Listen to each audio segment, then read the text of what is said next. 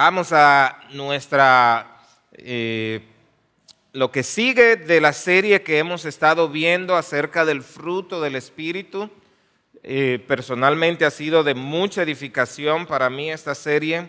Y hoy vamos a tratar en la carta a los Romanos, en el capítulo 12, vamos a ver cómo aquí se nos anima a que podamos tener una mente transformada y a partir de ahí ver cómo el mismo Espíritu va obrando en nosotros. Hemos visto hasta aquí que la vida cristiana no se trata simplemente de cambiar conductas externas, sino de una transformación profunda que el Espíritu Santo produce en el corazón del creyente. Y ese fruto que vemos en Gálatas 5, dígase el amor, el gozo, la paz, la paciencia, la benignidad, la bondad, la fidelidad, la mansedumbre y el dominio propio, eso no es algo que fabricamos por esfuerzo humano, sino que es la evidencia de que Dios está obrando en nosotros. Así que le voy a invitar a que vaya a Romanos. Vamos a leer capítulo 12, versículo 1 hasta el 13. Luego de leer, oramos.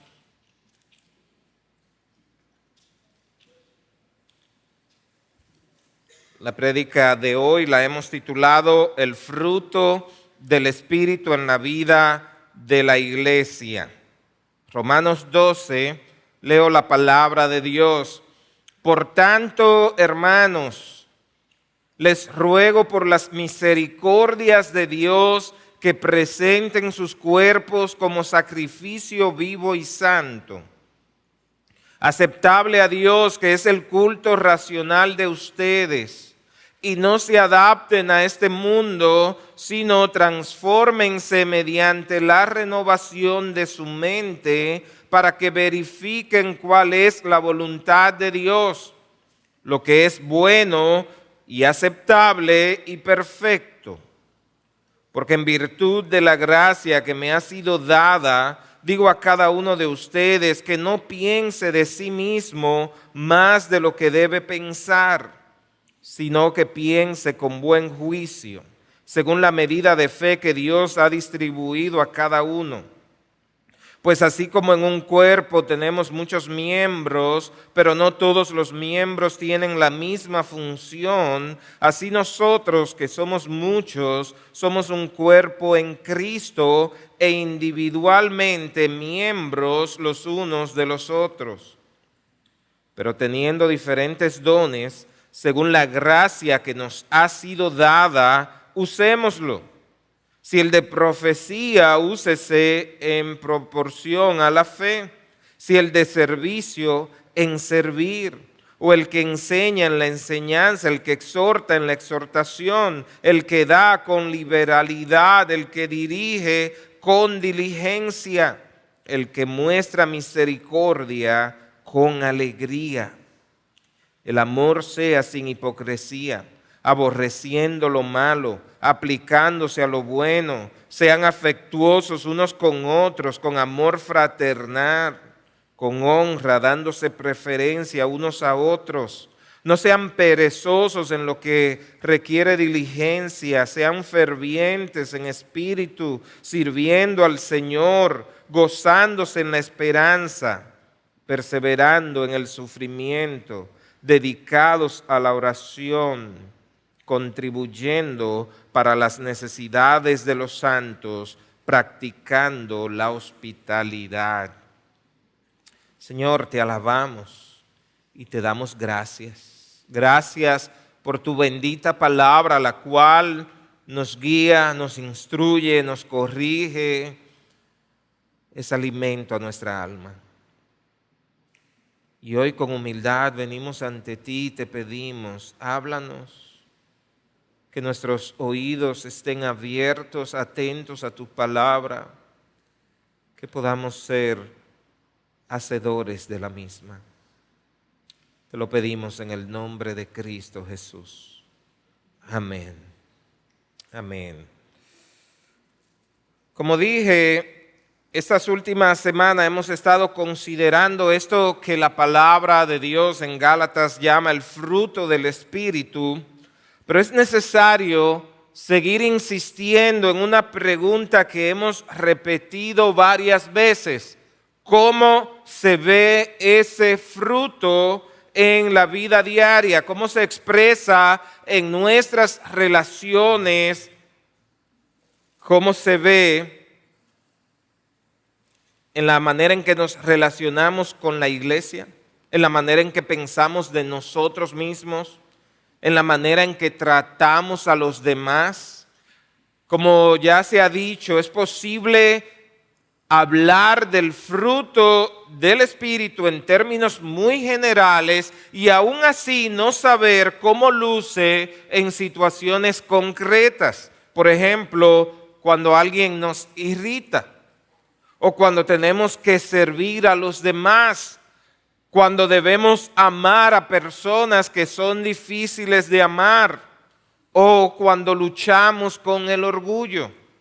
¿Cómo luce el fruto en situaciones tan concretas? Y yo creo que aquí es donde el pasaje que acabamos de leer nos ayuda de un modo decisivo.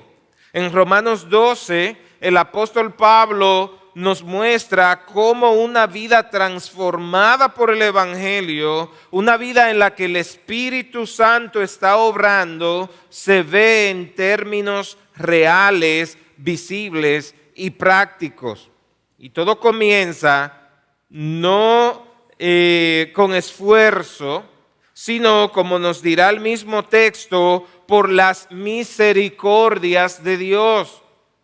Es decir, todo lo que Pablo va a exhortar descansa sobre lo que Dios ya ha hecho por nosotros. Su gracia al rescatarnos cuando estábamos perdidos. Su paciencia al sostenernos a pesar de nuestro pecado. Su justicia satisfecha en Cristo. Su perdón otorgado gratuitamente y su Espíritu dado para habitar en nosotros. La vida transformada no nace por la presión por cambiar. Por más que usted trata de hacer crecer una planta, un árbol, usted no lo puede hacer por su propia voluntad. Tiene que ser paciente y esperar que el proceso se dé. Una vida transformada no la podemos forzar por más que lo intentemos. Esta va a ser transformada a medida que descansamos en el Señor y que su misericordia sigue obrando en nosotros. Solo cuando entendemos lo que hemos recibido podemos ofrecer nuestras vidas. Solo cuando somos impactados por su gracia comenzamos a vivir de una manera que honra a aquel que nos llamó.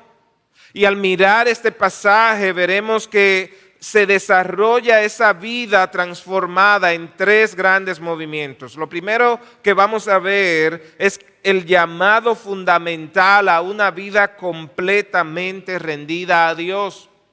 Una vida que responde a sus misericordias, ofreciendo todo nuestro ser como sacrificio vivo y permitiendo que nuestra mente sea renovada. En segundo lugar, veremos cómo esta transformación se expresa en humildad y servicio dentro del cuerpo de Cristo, entendiendo que Dios nos ha dado dones y oportunidades para edificar a otros. Y finalmente, veremos que todo esto culmina en un amor genuino y práctico. Un amor que no se queda en palabras, sino que se hace visible en la manera en que tratamos a los demás, la manera en que servimos y la manera en que nos involucramos con otros. En pocas palabras, El pasaje nos mostrará cómo el fruto que el Espíritu produce internamente termina manifestándose en una vida visible de adoración, humildad y amor. Eso es lo que vamos a estar viendo en esta mañana. Así que yendo al primer punto, el llamado fundamental, una vida de adoración total, vemos que el apóstol Pablo comienza este llamado con una palabra que no podemos pasar por alto. Por tanto, hay una conexión, ¿ok? Nos está diciendo que todo lo que viene ahora es una respuesta a lo que ya ha expuesto anteriormente. Y cuando añade por las misericordias de Dios, nos está llevando a mirar hacia atrás a todo lo que Dios ya ha hecho. ¿Cómo nos buscó en nuestro pecado? ¿Cómo nos justificó por medio de Cristo? ¿Cómo nos adoptó como hijos? ¿Cómo nos ha sostenido hasta hoy? Es decir, la vida cristiana no comienza con lo que nosotros hacemos, sino con lo que Dios ya ha hecho por nosotros. Él te salvó. Efesios 2 nos recuerda que lo hizo cuando estábamos muertos en nuestros delitos y pecado. Nuestra obediencia no es un intento de ganar el favor de Dios, sino una respuesta agradecida a su gracia, a lo que ya hemos recibido. Y sobre esta base, Pablo hace un llamado claro: presenten sus cuerpos como sacrificio vivo, santo, aceptable a Dios, que es su culto racional. Ahora, este lenguaje es profundamente significativo. Y quienes leyeron esta carta pudieron quizás de una vez identificar lo que el apóstol le estaba tratando de decir. En el Antiguo Testamento, un sacrificio era algo que se ofrecía completamente a Dios, sin reservas. No se entregaba una parte, se entregaba todo, pero aquí Pablo introduce algo sorprendente. Lo que se hacía en el Antiguo Testamento era llevar un animal y sobre el altar este animal se ofrecía, pero era un sacrificio ya muerto. Pero en este caso no se trata de uno muerto, sino de un sacrificio vivo. No es un acto puntual, es una forma de vida. Cada día, en lo ordinario, en lo cotidiano, el creyente se ofrece a Dios día tras día. Cuando se habla del cuerpo, no se refiere solo a lo físico, sino a toda nuestra vida. Nuestras decisiones, nuestro tiempo, nuestras palabras, nuestras relaciones, nuestros recursos. En otra palabra, la verdadera adoración no se limita a un momento en el culto del domingo. Yo sé que trae mucha confusión decir, vamos a adorar a Dios, o vamos al culto de adoración. Y a veces limitamos la adoración a ese momento.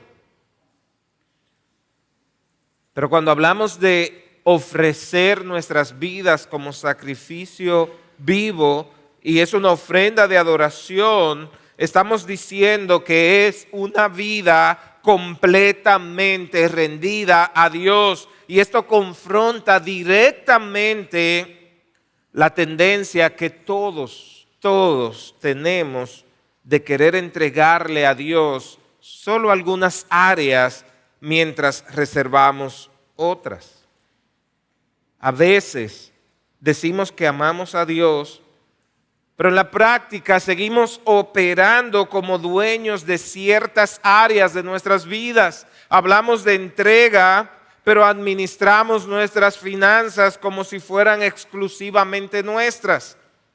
Decidimos nuestro tiempo según nuestras prioridades. Tomamos decisiones importantes sin realmente someternos a la voluntad de Dios. Es como si le estamos diciendo a Dios, mira, todo esto que está aquí es tuyo, pero estas habitaciones no me las toques, estas son reservadas para mí. Y yo creo que es una lucha en la que todos pasamos por ahí. Hay áreas en las que tú sabes que Dios, déjame decidirlo a mí. El problema es que el lenguaje de este pasaje no admite este tipo de cristianismo selectivo. Cuando habla de presentar nuestros cuerpos como sacrificio, está usando una imagen que para sus oyentes era muy clara. En el altar no se colocaba algo parcial, no había sacrificios a medias. Nadie llevaba un animal al altar y decía, esta parte es para Dios. Déjame ver cuál está más bonita, de la cabeza para acá es para mí, la otra parte para Dios. No funcionaba de esa manera. El sacrificio era completo, total, sin reservas. Y otra vez, esto confronta nuestra tendencia a negociar con Dios. Señor, te sigo mientras no afecte demasiado mi comodidad. Te obedezco mientras no me cueste ciertas relaciones. Confío en ti, pero en esto déjame decidir. Pero así no funciona un sacrificio vivo. No pone límites. La verdadera pregunta, mis hermanos, no es simplemente si amamos a Dios en palabra, sino si hay áreas de nuestra vida donde seguimos buscando tener el control. Porque mientras haya partes intocables, en realidad no hemos entendido completamente lo que significa ser un sacrificio vivo. La entrega que Dios demanda y que es, como dice el texto, nuestro culto racional, es una entrega completa, consciente y continua en la que toda la vida queda colocada sobre el altar bajo su autoridad y para su gloria. Ahora, si usted mira el versículo 2, ahí vamos a ver cómo se vive esa entrega en la práctica. Primero, de manera negativa dice, no se adapten a este mundo. Es decir, no permitan que el sistema de valores de este mundo moldee su manera de vivir y de pensar. El mundo constantemente nos empuja hacia el egoísmo, hacia la autosuficiencia, la comodidad, la autoafirmación. Nos dice constantemente que vivamos para nosotros mismos, que evitemos el sacrificio, que definamos nuestra propia verdad. Pero el llamado del Evangelio va en una dirección completamente distinta. Por eso Pablo añade el aspecto positivo. Dice, sino sean transformados mediante la renovación de su mente. Y aquí está el corazón del cambio cristiano. No se trata simplemente de modificar conductas externas, sino de una transformación interna que comienza en la mente. Es un cambio profundo en la manera de pensar, en lo que valoramos, en lo que eso que nosotros tanto hemos atesorado en el corazón. Cómo evaluamos la vida, cómo interpretamos lo que ocurre a nuestro alrededor. Y esto conecta directamente con lo que hemos venido viendo en la serie. Ese fruto no se produce por una presión externa, por esfuerzo humano aislado, sino como resultado de una obra interna que empieza a afectar la manera en que estamos interpretando la vida, la manera en que pensamos, la manera en que actuamos, la manera en que reaccionamos.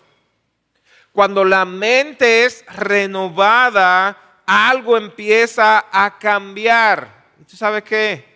Empezamos a ver como Dios ve.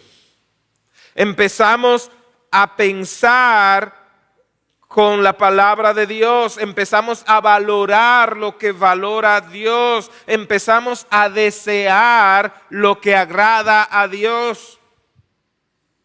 Podemos llegar a decir, como dijo Pablo, ya no vivo yo, sino que vive Cristo en mí.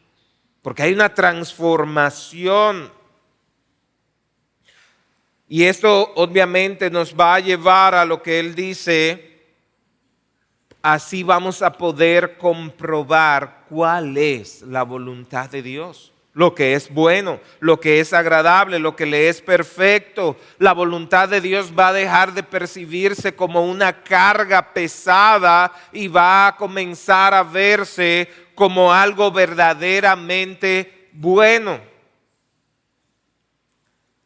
Cuando todavía para ti servir a Dios se ve como una carga muy pesada, probablemente no estás viendo lo bueno y lo agradable.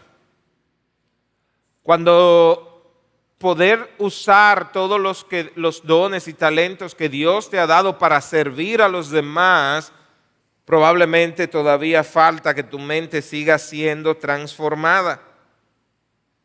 Así que este primer llamado establece el fundamento de todo lo demás. Una vida rendida a Dios, motivada por sus misericordias, transformada internamente.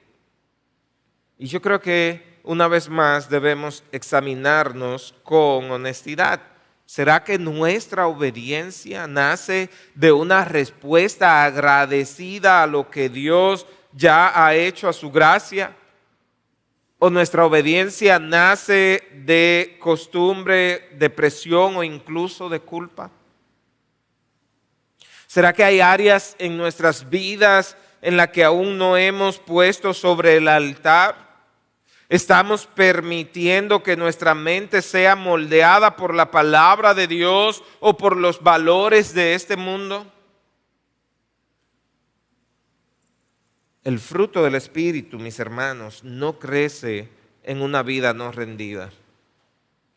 Nosotros no podemos ver amor genuino, ni paciencia, ni dominio propio de manera consistente si no hay una entrega real a Dios.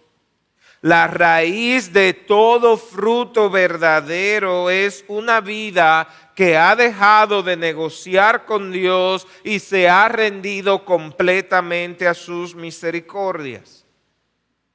Ahora, pasando al siguiente movimiento del texto, Pablo nos lleva de la entrega total a Dios a la manera en que esa entrega transforma nuestra relación con los demás.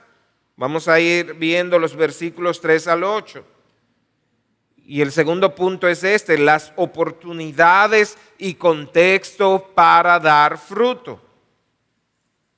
Una vida presentada como sacrificio vivo no se vive en aislamiento.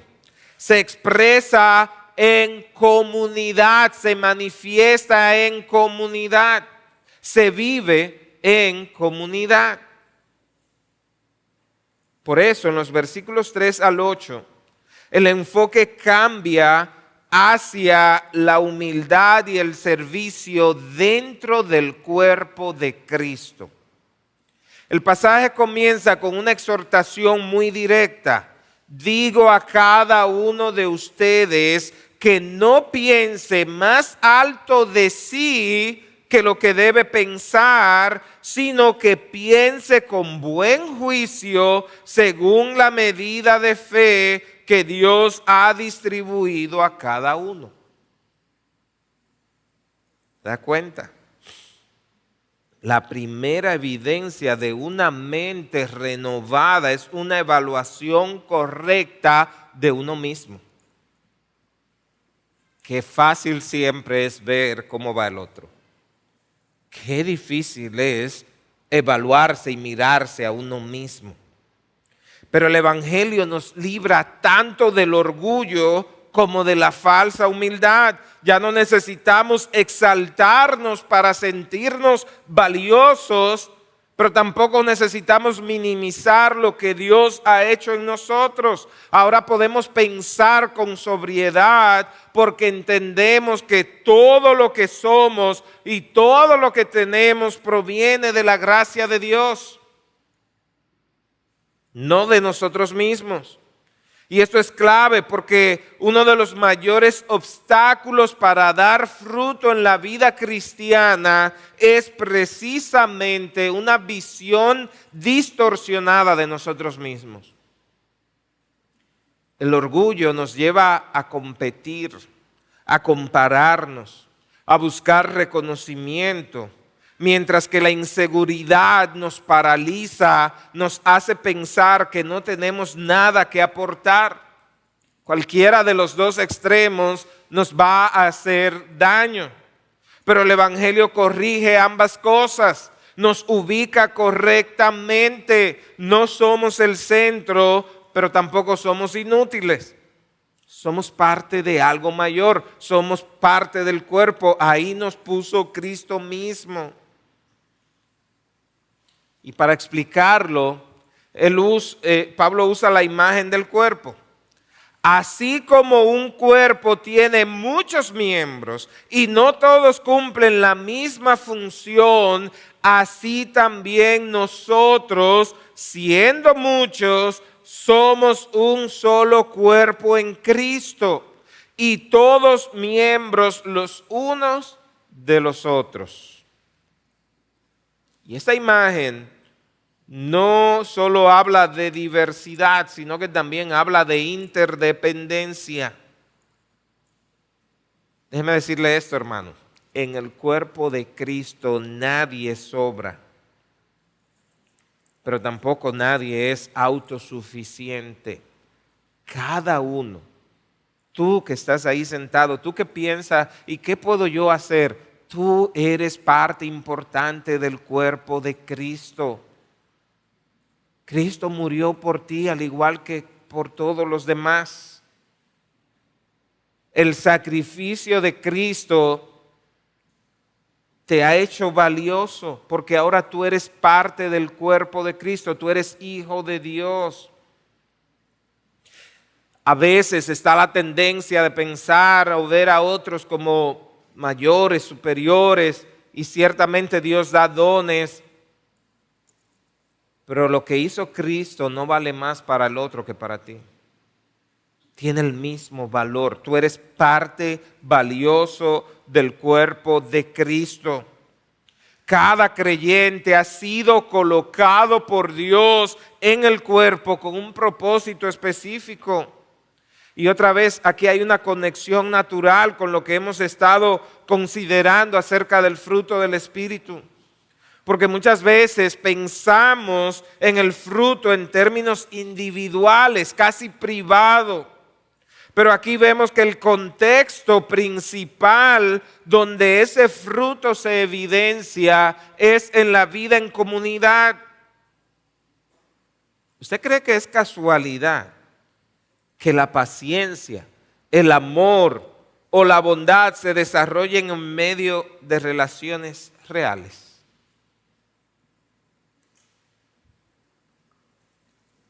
Ese hermanito que a veces te es difícil, esa persona que te irrita, puede estar siendo un instrumento para que esas cosas puedan crecer en tu vida. Dios no produce fruto en el vacío, lo hace en el contexto del cuerpo. De hecho, podríamos decir que la iglesia es uno de los principales escenarios que Dios usa para producir y manifestar ese fruto.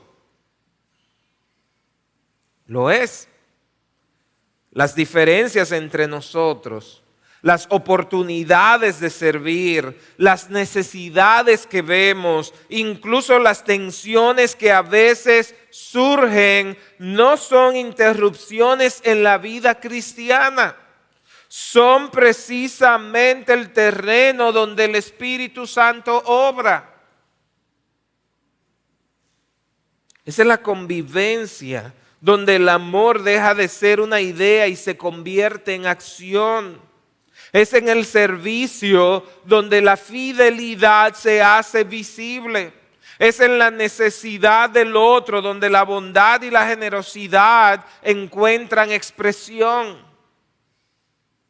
Esa idea que tuvieron algunos de hacer un monasterio y alejarse, eso no es bíblico.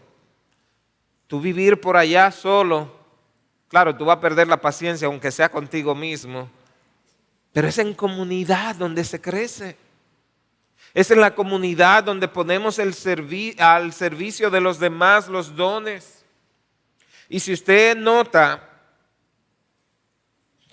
Pablo continúa diciendo que tenemos dones diferentes según la gracia que se nos ha dado, y luego menciona varios: profecía, el servicio, la enseñanza, la exhortación, el que da, el que dirige, el que muestra misericordia. Esto no es una lista exhaustiva, sino representativa. Y el punto principal aquí no es destacar ciertos dones por encima de otros, sino mostrar que todos son necesarios y que todos deben ejercerse con la actitud correcta. Para que podamos reunirnos aquí el domingo, se dan muchísimos casos, empezando desde quien abre las puertas, quien mantiene el orden en la silla, quien está pendiente si se acabó el agua del botellón, quien recibe y da los buenos días. Y tú sabes que cada una de esas cosas es muy importante. Cada una. Pero lo que pasa fuera del domingo también, cuando tú visitas a un hermano, cuando tú le escribes, cuando tú llamas, cuando tú ves al otro en necesidad y te dispones a ayudar, cuando ves al enfermo y vas y lo visitas, eso es sumamente importante, es parte de las oportunidades que Dios nos está dando. Note cómo cada uno de estos viene acompañado de una manera específica de ejercerse. Con fidelidad, con diligencia, con generosidad, con alegría. Esto refuerza la idea de que no se trata solo de lo que hacemos, sino que cómo lo hacemos importa también. No se trata solo de tú llevarle ayuda a alguien en necesidad. Pero ¿con qué fin lo estás haciendo? ¿Lo estás haciendo para autoexaltarte? ¿Lo estás haciendo porque quieres agradar a Dios? ¿Lo hiciste con alegría o lo hiciste por obligación? Eso importa también. El mismo don puede ser ejercido de manera que honre a Dios o de manera que alimenta el ego. Por eso el énfasis vuelve a ser la transformación interna. Y aquí hay una implicación muy práctica para nosotros. Si realmente hemos presentado nuestras vidas a Dios, entonces no podemos adoptar una postura pasiva dentro de la iglesia. Y entiéndase la iglesia como las personas, no el lugar de reunión. Nosotros no somos espectadores. Cada creyente ha recibido gracia en forma de dones para el bien del cuerpo. La pregunta no es si tenemos algo que aportar. La pregunta es, ¿estamos dispuestos a usar lo que Dios nos ha dado? Todos tenemos algo que aportar, cada uno. Y aunque a veces parece pequeño, ese poco es necesario. urgente. ¿Qué sucedería si en el aeropuerto esas personas que están con los bastoncillos guiando a dónde el avión debe parar, si esa persona deja de hacer su función? Parece algo insignificante, pero sabe que puede producir una catástrofe grande. ¿Qué sucedería si quien tiene que mantener la lista de los pasajeros que se van a montar en el avión se descuidó y el avión coge 100 pasajeros y él vendió 200 vuelos? ¡Qué desastre! ¿Qué pasa en la iglesia si solo una o dos personas o un grupo reducido hace lo que le toca? ¿Sabe quién sufre? El cuerpo, la iglesia. Pero también todo esto nos llama a evaluar nuestra actitud. Si ya tú estás poniendo al servicio de los demás tus dones, si ya lo estás usando, pregúntate, ¿estoy sirviendo buscando reconocimiento o como respuesta a la gracia de Dios? ¿Me estoy comparando con otros o estoy entendiendo que Dios me ha dado un rol específico? ¿Estoy disponible para las oportunidades que Dios pone delante de mí o las evito porque no son cómodas o visibles? Muchas de las oportunidades para dar fruto no vienen en momentos extraordinarios, vienen en lo cotidiano, en servir cuando nadie lo nota, en animar a alguien, en suplir una necesidad, en perseverar en una responsabilidad.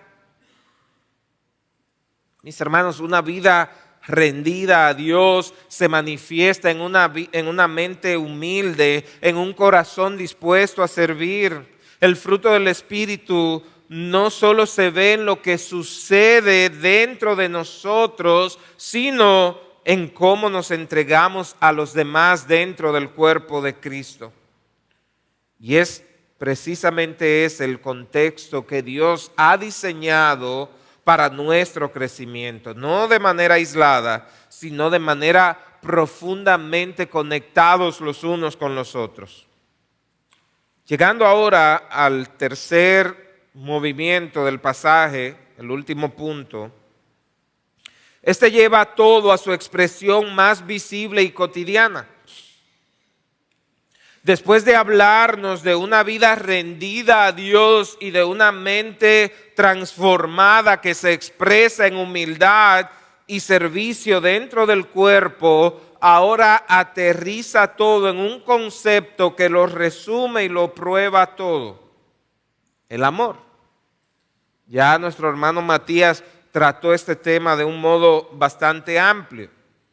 Ahora, en los versículos 9 al 13, vemos que la vida transformada es evidencia de un amor genuino que se manifiesta en acciones concretas. Y esta parte comienza con una frase corta, pero profundamente estremecedora: el amor sea sin hipocresía. Mire, esto es fuerte. Piénselo por un momento. Está hablando de un amor real, no fingido, no superficial, no condicionado, no un amor que depende de cómo me traten, ni de cuánto recibo a cambio, ni si de la otra persona lo merece. Es un amor que nace de un corazón transformado por el Evangelio. Mis hermanos, el amor no es simplemente una emoción, es el primer fruto del Espíritu en Gálatas 5:22, es el que da forma a todos los demás. Ahora Pablo no se queda en la definición, inmediatamente él aterriza ese amor en acciones concretas. Mire cómo dice: aborreciendo lo malo, aplicándose a lo bueno. Es un amor que tiene discernimiento moral. No es permisivo ni indiferente al pecado. Ama lo suficiente como para rechazar lo que destruye, pero también ama lo suficiente para abrazar lo que edifica. Luego añade, sean afectuosos unos con otros con amor fraternal, con honra, dándose preferencia unos a otros. Se da cuenta que aquí el amor se vuelve relacional, cercano, intencional, no es distante. Implica tratar al otro con valor, incluso por encima de uno mismo. Y a medida que avanzan los versículos, se describe una serie de expresiones prácticas de ese amor. Diligencia en el servicio, fervor espiritual, constancia en servir al Señor, gozo en la esperanza, paciencia en la tribulación, perseverancia en la oración, generosidad para suplir las necesidades de los santos y hospitalidad. No son mandatos aislados, son facetas de un mismo amor genuino. Y aquí vemos otra vez algo que ya hemos señalado. El fruto del Espíritu no se desarrolla en abstracto, sino en contextos reales. Este tipo de amor no se forma en la comodidad, sino en medio de las demandas de la vida diaria y especialmente conviviendo entre los creyentes. Piensa en la iglesia primitiva, cuando nos dice que tenían todo en común. ¿Usted cree que era que todo era fácil? El mismo libro de Hechos nos muestra que no. Surgió envidia, surgió deseo de brillar más que los demás, surgió quejas porque un grupo era atendido y otro no. Pero en medio de todo eso, Dios estaba obrando en la iglesia, los estaba transformando, los estaba haciendo más como Cristo. Hablar de amor en términos general puede ser fácil, pero es mucho más difícil vivirlo cuando implica paciencia con alguien difícil, cuando implica generosidad, cuando hay escasez, o perseverancia cuando hay cansancio.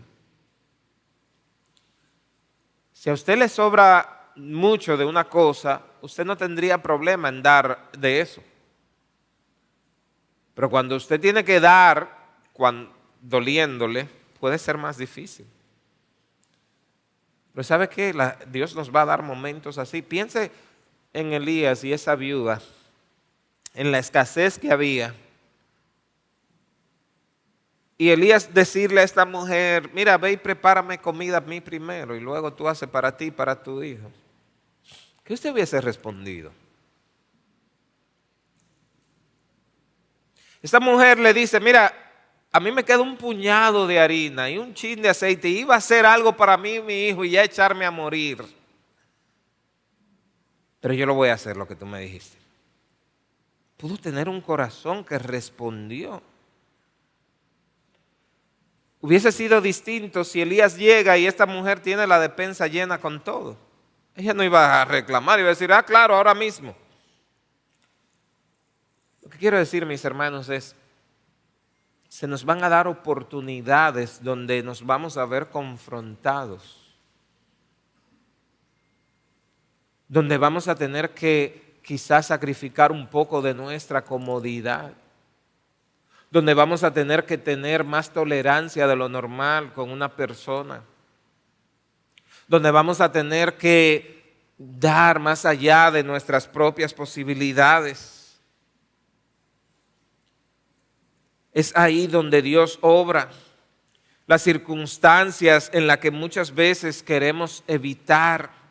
La necesidad, la presión, las relaciones complejas son en realidad oportunidades que Dios usa para producir y manifestar el fruto. La tribulación se convierte en el contexto para la paciencia.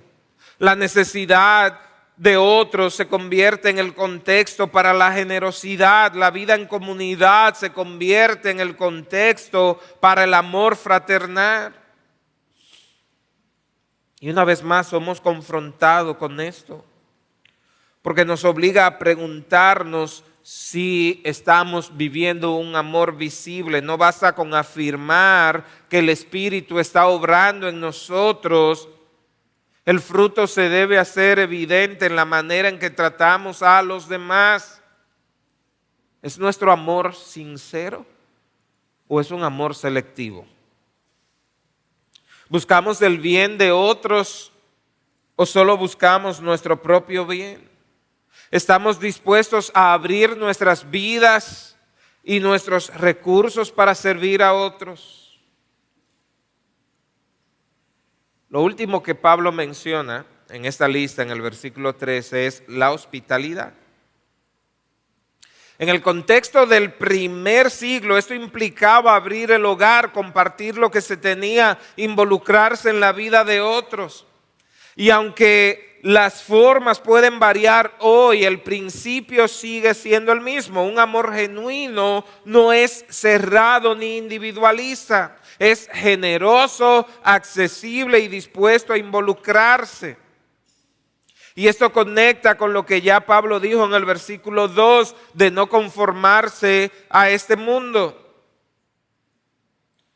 Tristemente, en este punto y como en muchas otras áreas de nuestras vidas, muchas veces la cultura moldea más nuestra práctica que la palabra de Dios. Vivimos en un contexto que valora la privacidad por encima de la apertura, la comodidad por encima del sacrificio, la autosuficiencia por encima de la comunidad. Se nos enseña a proteger nuestro espacio, a no complicarnos con las cargas de otros, a mantener relaciones superficiales y controladas. Pero el llamado del Evangelio va en otra dirección. La hospitalidad cristiana rompe con esa lógica, nos llama a abrir no solo nuestras casas, sino nuestras vidas, nos lleva a incomodarnos, a compartir lo que tenemos, a hacer espacio para otros, incluso cuando eso interrumpe nuestra rutina o desafía nuestras preferencias. Practicar la hospitalidad es en sí mismo un acto de transformación. Es evidencia de una mente que no está pensando tanto en sí mismo, sino que ha sido moldeada por la gracia de Dios. Es una manera concreta de decir, ya no vivo para mi comodidad, sino para amar como Cristo me ha amado. En resumen, Pablo nos muestra que la vida transformada por el Evangelio culmina en un amor que no se queda en palabras, sino que se expresa en acciones concretas, constantes y muchas veces costosas. El tipo de vida que el Espíritu produce es una vida llena de un amor que discierne, que persevera, que se entrega por otros. Y es precisamente en ese tipo de vida donde el Evangelio se hace visible al mundo. Así que mis hermanos, al llegar al final de este pasaje, es importante que no perdamos de vista el cuadro completo que se nos ha presentado. Hemos visto que la vida cristiana comienza con una respuesta a la misericordia de Dios, una entrega total, una vida ofrecida como sacrificio vivo. Esa entrega no es superficial, sino que implica una transformación profunda, una mente renovada que deja de ser moldeada por este mundo. Luego vimos que esta transformación se expresa en una humildad real que nos ubica correctamente dentro del cuerpo de Cristo y que nos lleva a servir a otros con los dones que Dios nos ha dado. Y finalmente, todo esto se hace visible en un amor genuino, práctico, constante, que se involucra en la vida de otros y se manifiesta en acciones concretas. En otras palabras, lo que hemos visto es cómo el Evangelio produce una vida completa, una vida rendida a Dios, comprometida con su iglesia y entregada en amor hacia los demás. Y cuando lo conectamos con lo que hemos visto en Gálatas, todo esto se hace aún más claro. El fruto del Espíritu no es algo abstracto. Se evidencia en una vida que ha sido transformada y que ahora se expresa hacia afuera en humildad, servicio y amor. Hace rato ya hice estas preguntas, pero quiero pedirte una vez más que piense, medita en esto, evalúate a ti mismo. ¿He rendido realmente toda mi vida a Dios? ¿O sigo negociando en algunas áreas que no la he querido entregar? ¿Estoy permitiendo que mi mente sea renovada por la palabra o sigo pensando como el mundo? ¿Estoy usando los dones que Dios me ha dado para servir o me he acomodado a una vida cristiana pasiva? ¿Mi amor por otros es genuino y visible o selectivo y limitado? Estas cosas no se viven por inercia, requieren intención, requieren volver una y otra vez a las misericordias de Dios, requiere recordar el Evangelio y responder en obediencia. Pero quiero también, antes de concluir, decir esto. Este pasaje no es una lista de cosas que debemos hacer para convertirnos en cristianos. Es la descripción de una vida que solo es posible cuando Dios ha hecho una obra real en el corazón. Nadie puede vivir como se describe en este pasaje por sus propias fuerzas. Podemos intentar imitar algunas conductas, pero no podemos producir este tipo de vida sin la obra de Dios. Por eso, si tú estás aquí en esta mañana y aún no has entregado tu vida a Cristo, el llamado principal no es que tú trates de vivir de esta manera. No te está diciendo esfuérzate en amar genuinamente, esfuérzate en ser generoso. Lo que está diciendo aquí o el llamado para ti es ven y entrega tu vida a aquel que hace posible esta transformación. La Biblia nos enseña que todos hemos vivido centrados en nosotros mismos, que hemos estado lejos de Dios, pero que en su misericordia Él envió a su Hijo para salvarnos. Jesucristo vivió la vida perfecta que nosotros no hemos vivido, murió en la cruz por nuestros pecados y resucitó para darnos una nueva vida. Y la invitación es clara: arrepiéntete de tu pecado, deja de vivir para ti mismo, confía en Cristo como tu Señor y Salvador. No se trata de reformar tu comportamiento, sino de recibir una nueva vida. Y cuando eso ocurre, entonces sí, el Espíritu comienza a obrar en ti, produciendo ese fruto que transforma todo. Tu relación con Dios, tu manera de verte a ti mismo, tu forma de amar a los demás. Pueden ponerse de pie, mis hermanos. Yo quiero concluir diciendo esto. Este llamado para ti, hermano mío, para ti que eres creyente, el llamado es este: vuelve a las misericordias de Dios. Deja que la palabra de Dios sea la que moldee tu manera de pensar. No lo intentes a tu modo. No sigas esforzándote como si dependiera de ti. Aprende a depender de Él, a descansar en Él, en sus misericordias. Él es suficiente para transformarte. Y cuando aprendes a obedecer su palabra por el Espíritu que está en ti, tú vas a ver que no es una carga pesada, sino que lo puedes hacer por lo que ya Él ha hecho y sigue haciendo en ti.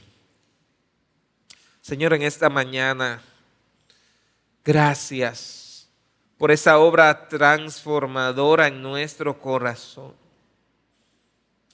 Gracias porque tu Espíritu Santo sigue obrando en nosotros.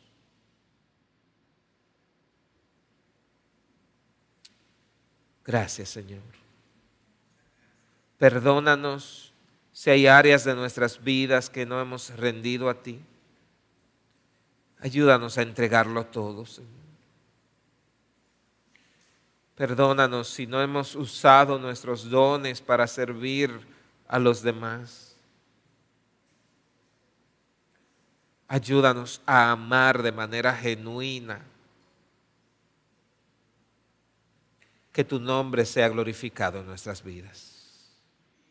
Por las misericordias de nuestro Señor oramos. Amén.